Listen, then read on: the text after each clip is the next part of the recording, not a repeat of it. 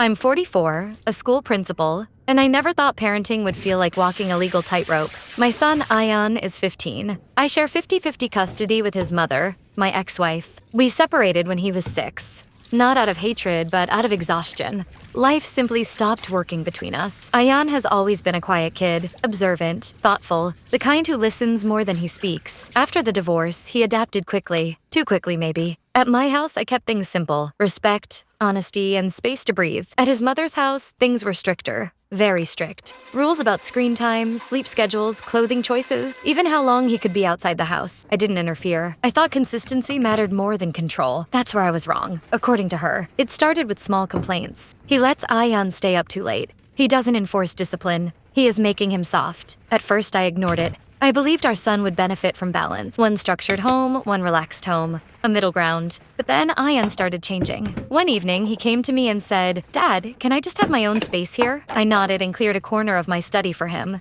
Then he asked, "Can I choose my own clothes here?" I said yes. Then, "Can I decide when to study as long as I pass?" I agreed again. It didn't feel wrong. It felt like trust. But my ex-wife didn't see it that way. She called me one night, voice sharp.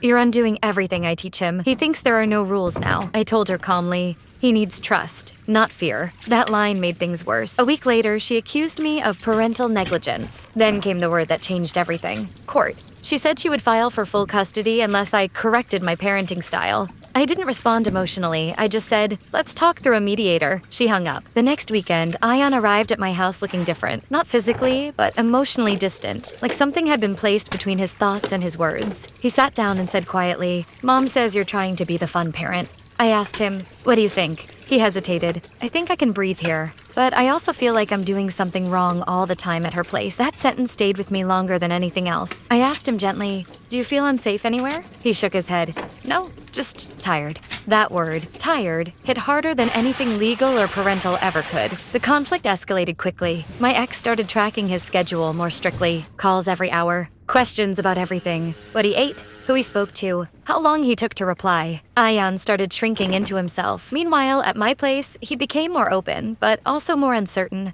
Like he was constantly checking whether freedom was allowed or temporary. One night, I found him sitting on the floor outside his room.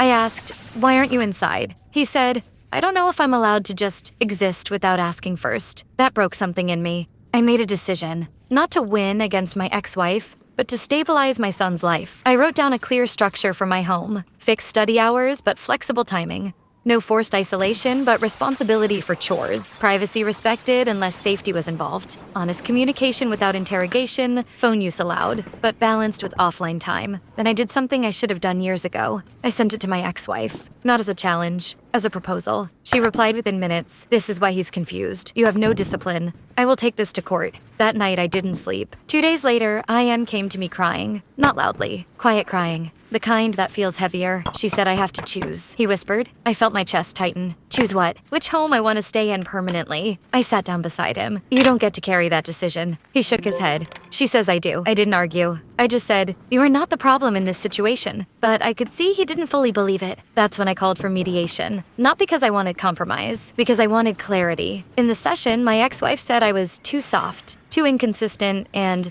creating entitlement. I said she was too rigid, emotionally intense, and creating fear. The mediator stopped us. Then she asked Ian one question. "Where do you feel most like yourself?" He hesitated for a long time. Then he said, "Here." But I don't want to hurt anyone by saying that. Silence filled the room. That was the real problem. Not rules, not discipline, not custody. Guilt. After that session, things didn't magically fix, but something shifted. My ex-wife agreed to stop hourly check-ins. I agreed to more consistent structure. Ion stopped feeling like a messenger between two emotional wars. And I learned something uncomfortable. Balance is not splitting life in half. It's making both halves safe enough that a child doesn't feel torn between identities. Months later, Ion told me something I still think about. "I used to think one of you was right and one of you was wrong." I asked, "And now?" He said, "Now I think you were both just scared in different ways." That was the first time I felt like I was actually doing my job as a father. Not perfectly, but honestly. And the truth I didn't want to accept at first was this. I wasn't wrong for giving him space, but I would have been wrong if I ignored the responsibility that comes with it.